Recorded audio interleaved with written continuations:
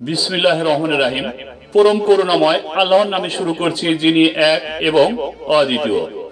আপনারা যে স্থানটি দেখতে পাচ্ছেন এটি একটি কবরস্থান।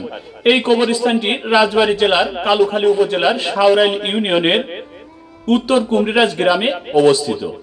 এই কবরস্থানটি আপনার প্রায় 2 একর জমির উপর অবস্থিত। রাজবাড়ী জেলার মধ্যে 2 থেকে 3টি বড় কবরস্থান যদি গণনা করা হয়, এই কবরস্থানটি তার মধ্যে অবশ্যই পড়বে। এই কবরস্থানটির সৌন্দর্য দেখে আপনারা বিমোহিত হবেন। এই কবরস্থানটি এত সুন্দর, পরিষ্কার এবং এত সুসজ্জিত রাখা হয়, যা মানুষের ঘর বাড়িও এত সুন্দর করে রাখা হয় না।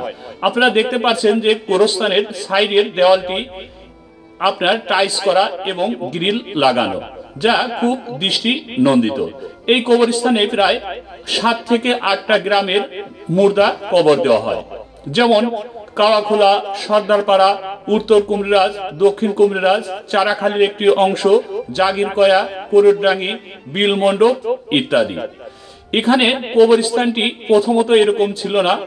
অতীতে যারা এই কবরস্থানের সভাপতির দায়িত্ব পালন করছে, তারা এত সুন্দর করে এই কবরস্থানে সুসজ্জিত রাখতে পারেনি। কিন্তু একজন জ্ঞানী এবং দক্ষ মানুষ বছর 2 হলো এই কবরস্থানের দায়িত্ব নিয়েছে। সেই জ্ঞানী লোক শিক্ষিত কম হলেও কিন্তু উনি সমাজ হিতৈষী এবং সমাজের ভালো কাজের সঙ্গে জড়িত থাকে। উনি কবরস্থানের যে পাশের দেওয়ালটি করছে, দেখেন দেওয়ালটি টাইলস করা এবং সুন্দর কালারে সজ্জিত করা, উপরে বিভিন্ন কালার বাতি লাগানো হয়েছে। সন্ধ্যার পরে যখন এই কালার বাতিগুলো কবরস্থানের পাশে জ্বলে, তখন দেখতে খুবই সুসজ্জিত এবং সুন্দর লাগে। এই মহৎ মানুষটি দায়িত্ব নেওয়ার পর কবরস্থানের আমূল পরিবর্তন হয়েছে। এই মহান মানুষটির নাম না বললেই নয়। এই মহান মানুষটি হলো গোলাম সরোয়ার ঠান্টু, যিনি নিবেদিত প্রাণ এই গোরস্থানের। এই গোরস্থানের শুধু গোরস্থান নয়, গোরস্থানের পাশে রয়েছে ঈদগাহ। উনারই হাত ধরে গোরস্থানের পাশে গড়ে উঠেছে একটি হাফেজি মাদ্রাসা। এই হাফেজি মাদ্রাসাটি আপনার শুধু মাদ্রাসা না, এটা হাফেজি মডেল মাদ্রাসা। অর্থাৎ এখানে হাফেজি পড়ার সঙ্গে সঙ্গে এখানে ছেলেমেয়েরা কোরআনের পাশাপাশি ইংরেজি, আরবি, বাংলা এগুলো শিখবে, সে ব্যবস্থাও করেছেন।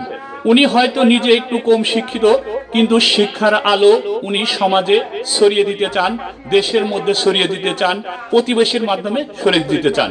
এই মহৎ ব্যক্তিটি এই উন্নয়নমূলক কাজে আসার পরে প্রায় 37 লক্ষ টাকা এই কবরস্থান, ঈদগাহ ময়দান এবং হাফেজি মাদ্রাসার জন্য খরচ করেছেন।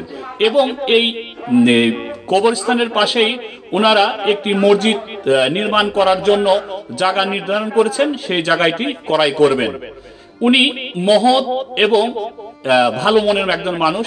এবং এই কবরস্থানের পাশেই ঈদগাহর পাশাপাশি একটি সরকারি প্রাথমিক বিদ্যালয় রয়েছে। সরকারি প্রাথমিক বিদ্যালয়ের স্টুডেন্টরা যেখানে আপনার খেলাধুলা করে, সেই স্থানটা এখন দেখা যাচ্ছে। এই সরকারি প্রাথমিক বিদ্যালয়টি 8 পর্যন্ত ক্লাস নেওয়া হয়। এখানে সরকার যে প্রাথমিক বিদ্যালয়গুলোকে আপনার হাই স্কুলে রূপান্তর করতে চাচ্ছেন, জুনিয়র হাই স্কুল বানাতে চাচ্ছেন, তারই একটা এই কবরস্থানের পাশে উত্তর কুমরিরাজ সরকারি প্রাথমিক বিদ্যালয়।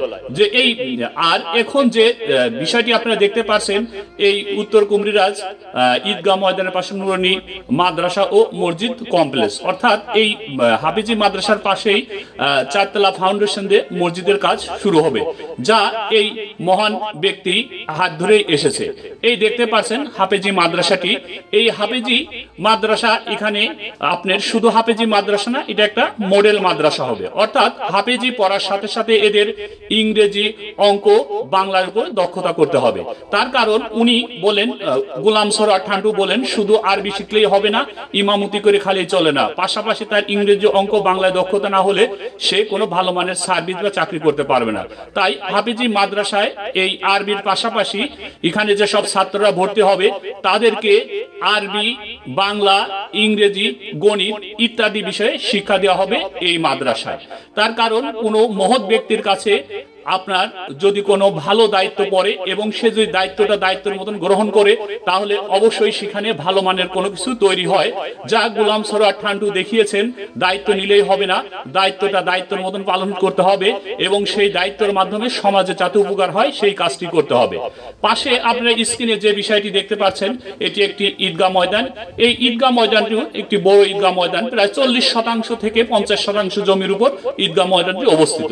এই ঈদগাহ ময়দানটি আগে নামাজ পড়তে খুবই কষ্ট হতো, কিন্তু গোলাম সরোয়ার ঠান্ডুর হাতে যাওয়ার পরে এই ঈদগাহ ময়দানের ফ্লোর পাকা করা হয়েছে, উপরে সামিয়ানা দেওয়া হয়। দেখেন কত সুন্দর ডেকোরেশন করা হয়েছে। তার কারণ বছরের একটা দিন আপনি নামাজ পড়বেন, সেখানে যদি ডেকোরেশন সুন্দর লাগে তাহলে আপনার মন মানসিকতা ভালো থাকে এবং নামাজ পড়তে ইচ্ছে করে। এই মহৎ ব্যক্তির হাতে এই ঈদগাহ বলেন, কবরস্থান বলেন, এই হাফেজি মাদ্রাসা বলেন, তার হাতে যাওয়ার কারণে এইসবের আমূল পরিবর্তন হয়েছে এবং এলাকাবাসী যথেষ্ট খুশি। তিনি এই উন্নয়নমূলক কমিটির সভাপতি পাওয়ার পর থেকে এইসব প্রতিষ্ঠানের যেসব পরিবর্তন হয়েছে, আগে যারা সভাপতিত্ব দায়িত্ব পালন করেছেন তারা এত পরিবর্তন দেখাতে পারেননি বা এত পরিবর্তন করতে পারেননি। মানুষের মধ্যে চেষ্টা থাকলে যে নিজের বাড়ি থেকে কবরস্থান সুন্দর রাখা যায়, ঈদগাহ সুন্দর রাখা যায়, সেটা করে দেখিয়েছেন গোলাম সরোয়ার ঠান্ডু। আমরা এই সমাজ সচেতন ব্যক্তির দোয়া করব, উনি যিনি সমাজের আরো সুন্দর কাজ করতে পারে। আল্লাহ হাফেজ।